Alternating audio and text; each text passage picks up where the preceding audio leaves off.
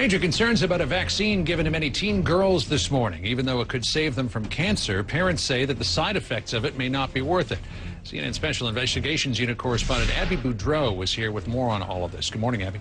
Good morning, John. So many people are so confused when it comes to the widely distributed HPV vaccine called Gardasil, which the Centers for Disease Control says helps prevent certain types of cervical cancer.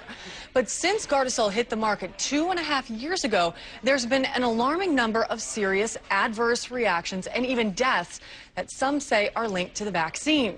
And as more girls come forward alleging the vaccine made them sick, the more confusion and mystery there is surrounding Gardasil and its manufacturer, Merck.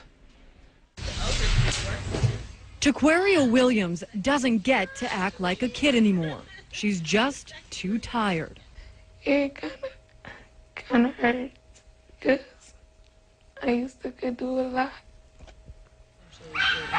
But Tixqueria's mother says everything changed last December after her daughter received Gardasil, a vaccine that prevents 70% of cervical cancer. She's never been sick. She's never been in a hospital. Nothing until the Gardasil shot. 2 months after getting the shot, Tixqueria says she got a rash on her face and arms, leaving these scars. She had swelling all over, pain in her joints, and poor circulation in her fingertips. Her doctor told us she now suffers from an autoimmune disease and says it is possible the Gardasil triggered her illness, though she made it clear the cause cannot be proven. According to a federal tracking system called VAERS, there have been 9,749 adverse reactions following the vaccination, and 21 reported deaths since 2006. I chose to get my daughter vaccinated. But Merck, Gardasil's maker, points out these are anecdotal cases. In a statement, company officials say it, quote, does not necessarily mean that the vaccine caused or contributed to the event.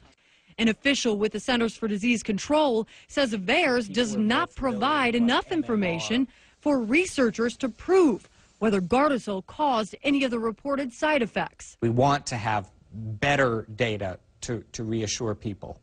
But again, the patterns of the number of serious events looked at in VAERS do not suggest any, increase in risk. While the CDC believes Gardasil is safe, a conservative watchdog group called Judicial Watch, which has been studying Gardasil's safety, says parents' concerns about the vaccine are valid. So without long-term studies and without a safety test, essentially the public is being used as a large-scale public health test.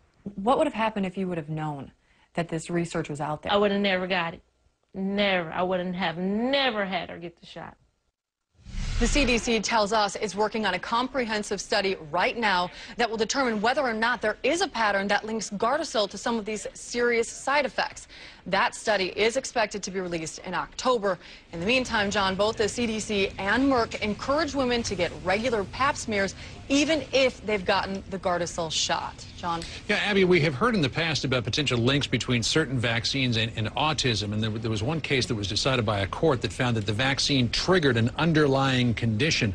Could that be the sort of case here with this vaccine, that maybe if it didn't actually cause the disease, it triggered an underlying condition to manifest itself? It's so hard to know the answer to that, and I think that's why the CDC is looking into this, and they soon will have their comprehensive study that's going to be out this October. In the young girl's case that we talked to this time, the doctor that we talked to over the phone said it very well could have triggered her autoimmune disease, but there's just no way to really prove that. Wow. Troubling story. Abby Boudreau for us with that this morning. Abby, thanks so much. Thank you.